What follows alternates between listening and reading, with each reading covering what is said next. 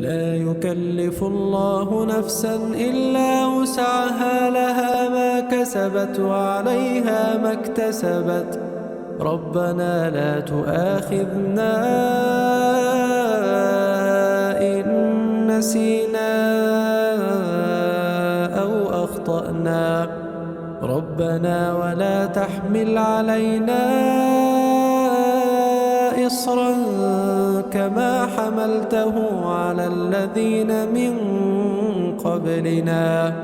ربنا ولا تحملنا ما لا طاقة لنا به، واعف عنا